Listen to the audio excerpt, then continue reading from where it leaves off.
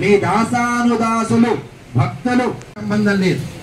కానీ వివాహంలో ఎందుకు ఇస్తాడు పట్టుబట్టలు అంటే, ఆయన నా కుమార్తె నీకు సూర్యోదయం మొదలుకొని సూర్యాస్తమయం వరకు మధువు అంటే తేనె తీయగా మాటలు చెప్తుంది. ఉదయం నుంచి రాత్రి దాకా తీయగా కబురు చెప్తుందయ్యా. రాత్రికి మాత్రం అది తేలేదు ఇది తేలేదు నస పెడుతుంది నాయన, జాగ్రత్త పడు అని మామగారు అన్యాపదేశంగా పట్టుబట్టలు ఇస్తాడు. కానీ పెళ్లి చేసుకునే ఊపులో ఈ పిల్లవాడు అవే పట్టించుకోకుండా ఒంటి మీద ఆ పట్టుగుట్ట పడింది అంటే మంట రిపీట్గా మొదలవుతూనే ఉంటుంది. ఇక జీవితం అంతా కూడా మంటలతోనే ప్రారంభమవుతుంది. నాయన జాగ్రత్త, అలవాటు పడు, నీవు కూడా ఆ సాగరంలో ఉన్న నీవు కూడా అలవాటు పడు అని చెప్తూ పిల్లవాడికి పట్టుబట్టలు ఇస్తాడు. అది ధరించుకొని వచ్చి ఇక ఆటోమేటిక్గా జీవితంలో సాగరంలోకి ఎగిరిపోతాడు. దీనికి పర్యాయంగా పెద్దలు చెప్పినటువంటి భాష్య అర్థం మధు అంటే తేనె. ప్రతిరోజు కొంచెం తేనెని కనుక ఆహారంగా స్వీకరిస్తే ఏ విధమైన రోగాలు దగ్గరికి రావు. నా కుమార్తె నీకు అవసాన కాలంలో ఔషధ సేవ కూడా చేస్తుంది అని చెప్తూ మధుపర్కార్చనతో పాటుగా పెరుగుతో కూడినటువంటి బెల్లంతో కూడిన తేనెని పిల్లవాడి చేతికి ఇచ్చి తినిపిస్తారు.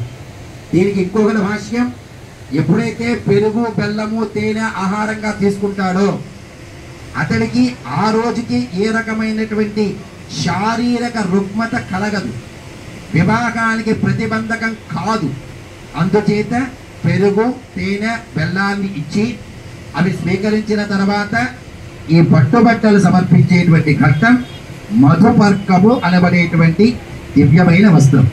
యన్మధూ మధువాతారుతాయ దే మధుక్షరంతి సింధవః మాత్పీషన్ పోషదేహి మధునక్తమకం మధుపాఠ్యమకం మధు సువర్ణ వస్తు వస్త్ర ఆభరణ సహిత దివ్యాభరణద్వయం తేజో మేళం తేజోవత్స వితారం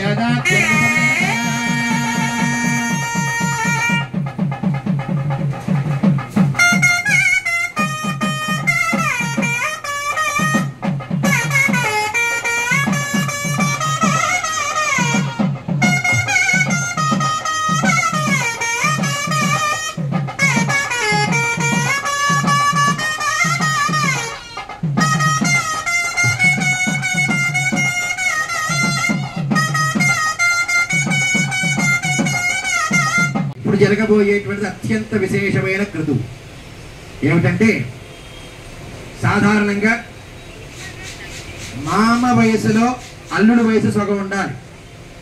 మామగారికి 45 ఉంటే అల్లుడికి 21 ఉండాలి. ఇవాళ మన కర్మ మామగారికి 50, అల్లుడికి 40. సాఫ్ట్వేర్లు పట్టిగడ్డలు మచానాలు ఏమి ఉండదు.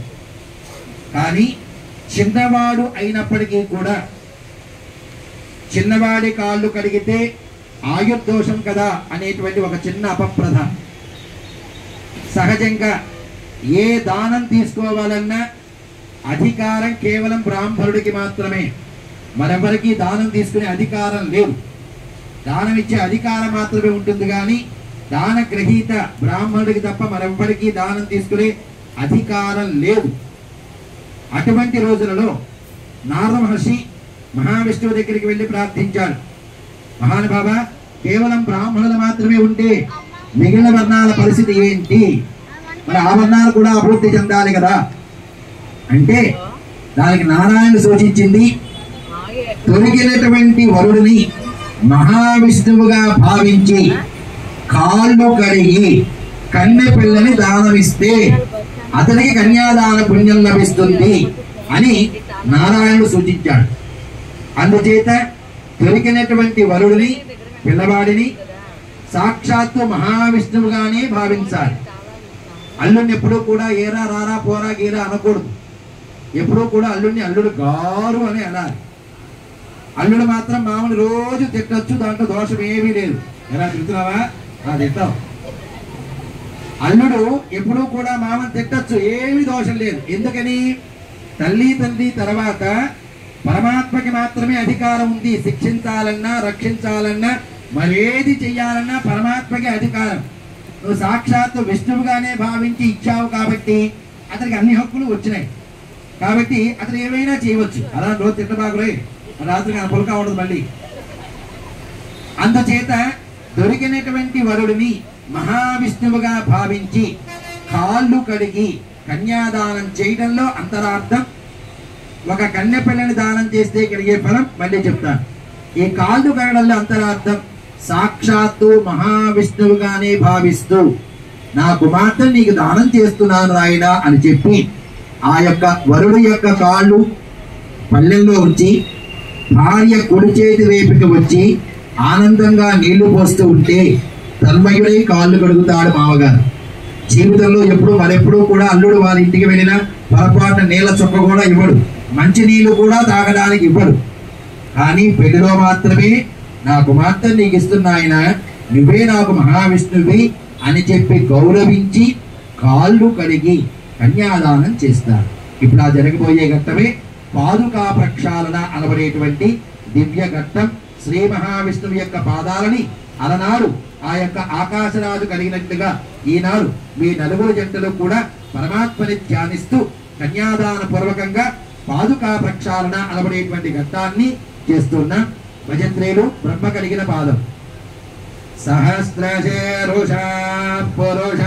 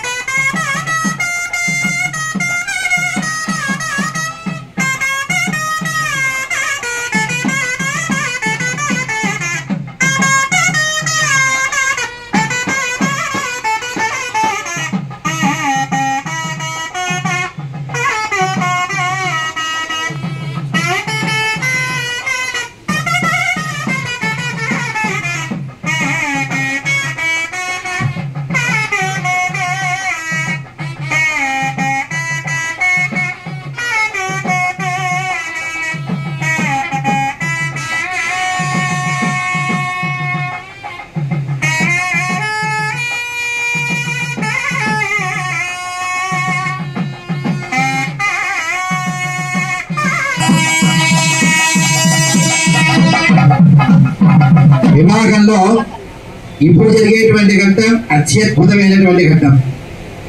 ప్రతి మానవుడు కూడా జీవించి ఉండగానే 16 రకాల దానాలు ఖచ్చితంగా చెయ్యాలి. 16 రకాల దానాలు ఖచ్చితంగా చేసి తీరాలి.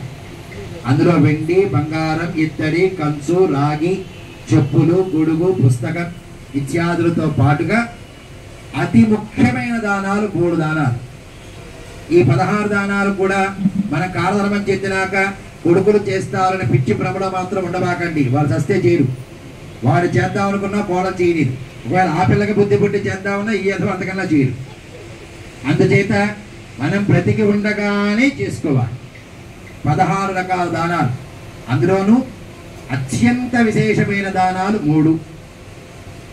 1 గోదానం, 2 భూదానం, 3 కన్యాదానం. ఈ 3 దానాలు ఖచ్చితంగా చేసుకొని తీరాలి. 16 కన్నా ఇవి ఇంకా అత్యంత విశేషం. నాకు ఒక బంగారు బిస్కెట్ 5 ఇచ్చినా నేను తీసుకుంటాను, నాకేం దోషం ఏం లేదు. బిస్కెట్లే, మిగతా ఏం తీసుకోను. ఈ 16 దానాలలో కూడా అత్యంత విశేషమైన దానాలు గోదానం, భూదానం, కన్యాదానం.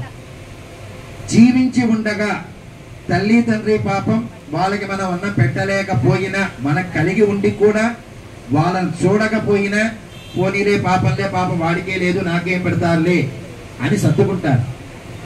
కానీ ఈ దేహం ఇక్కడ త్యజించి ఆత్మ పైకి వెళ్ళాలి అంటే వైతరణి అనేటువంటి ఒక నదిని దాటాలి. వైతరణి అంటే కష్టం. కష్టాన్ని దాటితేనే సుఖం వస్తుంది. ఈ కష్టాన్ని దాటాలి అంటే ఆ నదిని దాటితే తప్ప అటు యమలోకానికి కానీ వైకుంఠ లోకానికి కానీ పోలేరు. మధ్యలో ఊగులాడుతూ ఉంటారు బండి. అప్పుడు ఆ విగతించిన ప్రాణులు, నా వంశీకులు ఎవరైనా ఈ 16 దానాలు చేస్తారా, విశేషమైన ఈ 3 దానాలు చేస్తారా అని ఆశగా ఎదురు చూస్తూ ఉంటారు. ఒక్క ఆవుని, సలక్షణమైనటువంటి ఆవుని దూడతో కలిపి యోగ్యవంతుడైన ఒక బ్రాహ్మణుడికి దానం చేస్తే ఆ ఆవు దేహంలో ఎన్నైతే రోమాలు, వెంట్రుకలు ఉంటాయో అన్ని సంవత్సరాల పాటు శ్రీ మహావిష్ణువు దగ్గర భోగభాగ్యాన్ని పొందుతారు. ఒక ఆవుని దానం చేస్తే కలిగే ప్రయోజనం, ఆవు దేహంలో ఎన్నైతే వెంట్రుకలు ఉంటాయో అన్ని సంవత్సరాల పాటు మహావిష్ణువు దగ్గర పడి ఉంటాం. ఈ గోదానం చేస్తేనే ఈ గతించినటువంటి ఆత్మలు వైతరిని దాటి లోకానికి మారతాయి. వైతరిని దాటితే ముందు యముడి దగ్గరికి వెళ్తారు. యముడు నిర్ణయిస్తాడు ఎవరి దగ్గరికి వెళ్ళాలి. నువ్వు నా నరకానికి వెళ్తావా, పుణ్యానికి వెళ్తావా, ఆయన నిర్ణయించాలంటే ఈ వైతరిని దాటాలి. ఈ వైతరిని దాటాలంటే ఆవుని దానం ఇవ్వాలి. అంతే తప్ప పనికిమాల కుక్కల్ని ఇంట్లో పెంచుకోకూడదు. దాన్ని ఎప్పుడు రోడ్డు మీదే పడించాలి. రోడ్డు మీదే దానికి అన్నం పెట్టాలి తప్ప దాన్ని తీసుకొచ్చి ఒంటి మీదకి ఎక్కించుకోకూడదు. ఆవుని పెంచాలి, ఆవుని దానం చెయ్యాలి. ఆవుని దానం చేస్తేనే పితృదేవతలకి మోక్ష ప్రాప్తి కలుగుతుంది. 2వ దానం అత్యంత విశేషమైన దానం భూదానం. ఒక యోగవంతమైన, సారవంతమైనటువంటి, నివాసయోగ్యమైనటువంటి భూమిని ఒక బ్రాహ్మణుడి కనుక దానమిస్తే తీసుకున్నటువంటి బ్రాహ్మణుడు, అతడి తండ్రి, అతడి కొడుకు, అంటే 3 తరాల వాళ్ళు, తండ్రి, అతను, కొడుకు, ఈ 3 తరాల వాళ్ళు చేసి ఏదైతే జపం ద్వారా సంపాదించుకున్న పుణ్యం ఉంటుందో, ఎప్పుడైతే నువ్వు భూమిని దానం చేసి ఆ మట్టి ఆయన చేతిలో నీళ్లు పోసి వదిలిపెడతావో ఆ క్షణంలో ఈ 3 తరాల వాళ్ళు చేసుకున్న పుణ్యమంతా కూడా ఇచ్చినటువంటి యజమానికి ప్రాప్తిస్తుంది. భూదానం అత్యంత విశేషమైన దానం. ఇక ఉత్తమమైనటువంటి శ్రేష్టమైనటువంటి దానం కన్యాదానం. ఒక కన్య పిల్లని కనుక దానం చేసినట్లయితే అటు 7 తరాలు, ఇటు 7 తరాలు, అంటే పుట్టినింటి వైపు 7 తరాలు, మెట్టినింటి వైపు 7 తరాలు మోక్షానికి వెళ్తాయి. దీంట్లో చెప్పేది పితృ పితామహ ప్రపితామహాది సర్వే జనాన అనంతమైనటువంటి కష్టాలు అనుభవిస్తూ ఉన్న లోకం నుంచి బయట పడవేసేటువంటి దానం కన్యాదానం. ఈ కన్యాదానం చేయటం వల్ల తండ్రి, తాత, ముత్తాత వీళ్ళలో ఒకడు స్వర్గానికి వెళ్ళిపోయి ఆ ప్లేస్ ఖాళీ అయ్యి నా వంశం సమృద్ధిగా సుఖంగా ఉండుగాక అని ఆశీర్వదిస్తారు. అటువంటి మహత్తరమైనటువంటి దానం ఈ కన్యాదానం. నారదుడు వెళ్ళి మళ్ళీ విష్ణువుని ప్రార్థించాడు. మరి ఆడపిల్లలు లేని వారి పరిస్థితి ఏంటి అని దానికి మహావిష్ణువు సూచించాడు. ఎవరైనా ఆడపిల్ల పెళ్లి చేసుకుంటున్నామని కార్డు తీసుకొచ్చి మన చేతికి ఇచ్చి ఇలాగ చెయ్యి చాచితే పెళ్ళానికి చెప్పకుండా ఎంత ఉంటే అంత ఇచ్చేయాలి. ఎడమ చేతిపై పెళ్ళా ఉంటుంది, చస్తే పండివది ఇవ్వాలని పొరపాటు కూడా ఒప్పుకోదు. ఒకవేళ ఆ ఒప్పుకుందనుకో 1 10 రూపాయలు వెళ్ళచ్చు. ఆమెకు కూడా తెలియకుండా ఇచ్చేయాలి. ఎంత ఉందో అంత ఇచ్చేయి. ఆయన నా దగ్గర ఉన్నది ఇంతే, ఎక్కించడం మయా దృష్టి అంటారు. నా దగ్గర ఉన్నది ఇది, దీంతో ఉపయోగించుకోండి అని కనుక ఇచ్చిన అది కూడా కన్యాదానంతో సమానం. లేదా ఫలానా అమ్మాయి ఎటువంటిది అని ఎవరైనా ఎంక్వైరీకి వస్తే లేనిపోని ఎదవ నిందలు చెప్పకుండా ఆ పెళ్లి చేయడానికి సహకరించిన కన్యాదాన పుణ్య భాగం కలుగుతుంది. అది కూడా కాదు, సాక్షాత్తు శ్రీమన్నారాయణుడి యొక్క కళ్యాణ ఘట్టంలో శాంతి కళ్యాణ కార్యంలో యజమానిగా నిర్వర్తించిన కన్యాదాన పుణ్య ప్రాప్తి కలుగుతుంది అని నారాయణ సూచించినటువంటి ఘట్టం ఇప్పుడు జరగబోయేటువంటి లగ్నాష్టక మహాసంకల్పంతో కలిపి కన్య పిల్లని దానం చేసేటువంటి ఘట్టం కన్యాదానం అనబడే కార్యం. ఇప్పటిదాకా కూడా పిల్లవాడు చూసుకోరు. ఇంకా పిల్ల ఇంకా స్టేజ్ మీదకి రాలా, పిల్ల ఎలా ఉంటుందో కూడా తెలియదు. అయినప్పటికీ కూడా రాజపురోహితుడు చెప్పిందే వేదం. వారు చెప్పిన శాసనం ప్రకారంగానే కన్య పిల్లని చూపించకుండానే పిల్లవాడిని తండ్రి దానాధర్మం చేసేటువంటి ఘట్టం ఈ యొక్క మహాసంకల్పంలో చెప్పుకొని కన్యాదానం చేస్తాం. అథ భగవతో మహాపురుషస్య శ్రీమదాది నారాయణస్య అచింత్య ప్రియమానానాం అనేక కోటి బ్రహ్మాండానాం ఏకతమే వ్యక్తావ్యక్తమహంకార ప్రతివ్యక్తేజో ఆకాశాద్యావృతే అస్మిన్ మహది బ్రహ్మాండే ఆధారశక్తి శ్రీ వరాహ కూర్మ అనంత అష్టదిగ్గజో పరివేష్టితే అతల వితల సుతల తల తలరసాతల మహాతల పాతాళహ్య సప్తలోకానాం ఊర్ధ్వభాగే భూలోక భవద్లోక సువర్లోక మహద్లోక జనూలోక తపోలోక సత్యలోకానాం అధోభాగే భూలోకే మహానారాయమానస్య ఫణిరాజస్య శేషస్య సహస్రపనామని మండలమండితే దిగ్ధంతి తుండోత్తం ఫలవలయితి లవనేక్షుసురా సర్పదధి క్షీరోదకారవందితి జంబూ ప్రక్షకుశ క్రౌంచ శాఖ శాల్మలి సప్తద్వీపారివర్తితి మాహేంద్ర వలయోత్యుత్తర ప్రదేశే హార నిహార పటీర కర్పూర ధవలఛాయాంతర్గతాయ భూమధ్యరేఖాయ మధ్యభాగే భూలోకే స్వస్తి శ్రీ చాంద్రమానేన శ్రీమద్ విశ్వావశూనామ సంవత్సరే జ్యేష్ఠమాసే గ్రీష్మఋతో ఉత్తరాయణే శుక్లపక్షే దశమ్యాం సర్వేషాం బృహస్పతివాసర శుభనక్షత్ర శుభయోగ శుభకరణ ఏవం గుణ విశేషణ విశిష్టాయామస్యాం శుభతిథౌ. నలుగురు జతలు చెప్పండి. మమ బాల్య యౌవన కౌమార వార్ధిక రహసి ప్రకాశే శావృత అనేక అనేక పాప నివృత్తి సిద్ధ్యర్థం యవైః చంద్రమండల పర్యంతం కృతరాశి వర్ష సహస్ర అవసాన సంమితకాల శ్రీ విష్ణులోక నివాస సిద్ధ్యర్థం మమ పితॄణాం కుంభీపాక లోహిత తామస తాపస సంఘాత కాలసూత్ర ఇత్యాది ఘోర వివిధ నరక నివారణ సిద్ధ్యర్థం మమ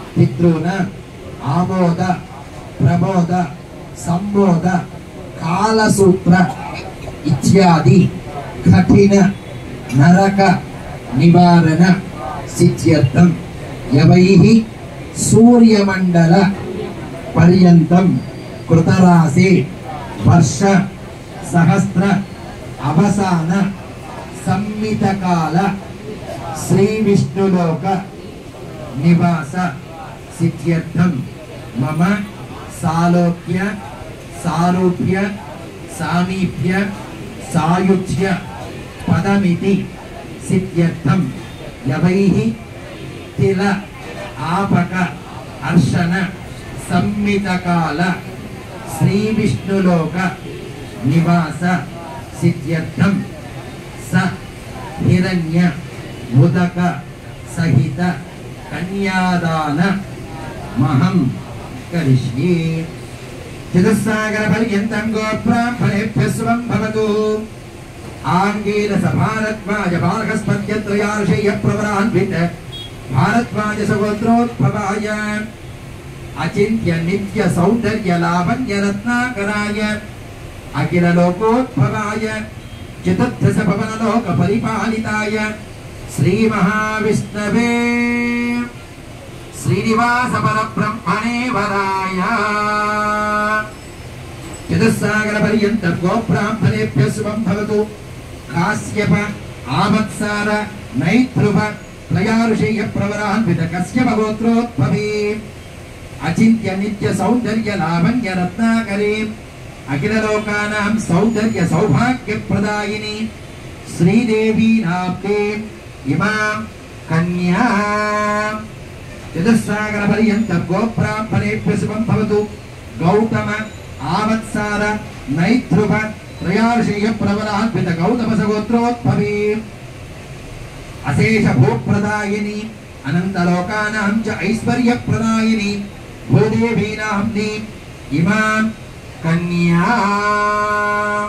मल्ली चेप्पंడి कन्या कनक संपन्न कनक आभरण भूषितां दास्यामि विष्णवे तुभ्यं ब्रह्मलोक जिगीषया कन्यां सालंकृतां सुशीलाय सुमेधते प्रयतोहं प्रयस्यामि धर्म काम अर्थ सिद्धये विश्वंभर विश्वभूत सर्वसाक्षिणा प्रयतोहं प्रयस्यामि प्रीणातु कमलापतिः प्रयतोहं प्रयस्यामि प्रीणातु कमलापतिः। कन्यादान शुभोत्तमस्तु।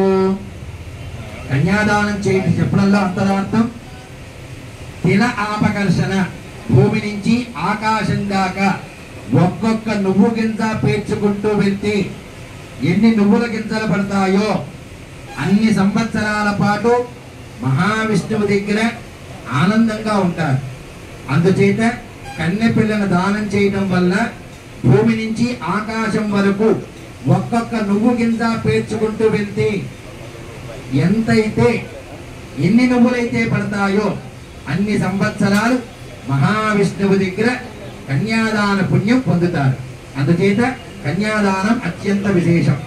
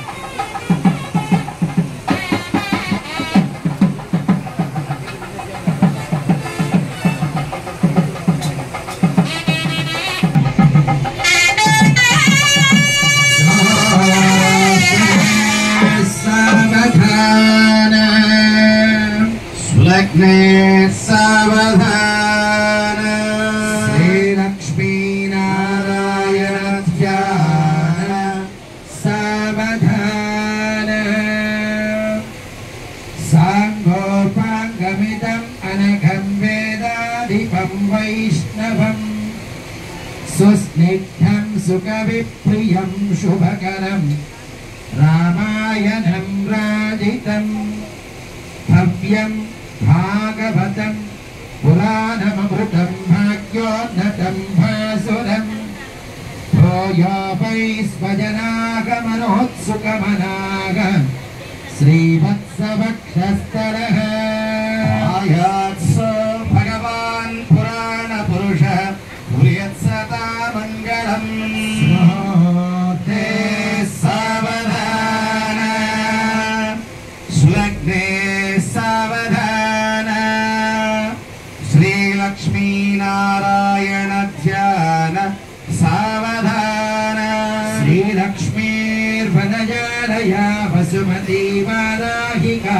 वैष्णवी कल्याणं कमनीयकोमलकरैः नास्ताक्षतारोपणं शिता कल्याणविभोः सुरवरगणाग अर्चावतारोत्सवे आयात्स भगवान् पुराणपुरुषः पुर्यत्सदा मङ्गलम् स्मोते सावधान सुलग्ने सावधान श्रीलक्ष्मीनारायण ध्यान सावधान श्रियपदिं सलेहामधिपतये श्रीसीताकुजकुङ्कुमाङ्किततनुशृङ्गारभारान्निधि श्रीकण्ठां भुजसंस्तूयमानोत्सक हरित्योर्हर्यत्समः पायात्वा भगवान् पुराणपुरुषः पुर्यत्सदा मङ्गलम् सुमहोते सावधान सुलग्ने सावधान श्रीलक्ष्मीनारायण ध्यान सावधान श्रीसीताकुजकुङ्कुमाङ्किततनुशृङ्गारभारान्निधि श्रीकण्ठां भुजसंस्तूयमानोच्युतोद्भवः पश्य देवो जगद्देवो जगद्रामागतश्च वः पायात्स्व भगवान् पुराणपुरुषः पुर्यत्सदा मङ्गलम् स्मोते सावधान सुलग्ने सावधान श्रीलक्ष्मीनारायण ध्यान सावधान ఇప్పటివరకు కూడా ఇంకా అమ్మాయి అబ్బాయి చూసుకోరా అమ్మాయి ఎలా ఉంటుందో తెలియకుండా ధన్యం ఇచ్చాడు, బట్టలు ఇచ్చాడు, కాళ్ళు గడిగారు, పిల్లలు ఇచ్చాడు. అమ్మాయి ఎలా ఉంటుందో పిల్లవాడు లేదు కాబట్టి ఎట్లా ఉన్నా చచ్చినట్టు చేసుకోవాలి. ఇలాగా వధువుకి వరుడికి మధ్యలో యవనిక అంటే ఒక తెరని అడ్డం కట్టి శుభముహూర్తము అనబడేటువంటి ఘట్టానికి మాత్రమే పిల్లని పిల్లవాడు చూసుకోవాలి. అలాగా ఎప్పుడైతే లవ్ ఎట్ ఫస్ట్ సైట్ అని ఫస్ట్గా ఆడపిల్ల కన్నులో మగపిల్లవాడి కన్ను పడింది అంటే జీవితకాలం ఇతడే నా భర్త అని ఆ అమ్మాయి, నేను ఉన్నంతకాలం ఈమె నా సహధర్మచరి అని పిల్లవాడు భాషిస్తూ ఇద్దరూ కూడా సహిరణ్యంగా బంగారంతో కట్నకానకలతో కన్యాదానం చేసేశాడు.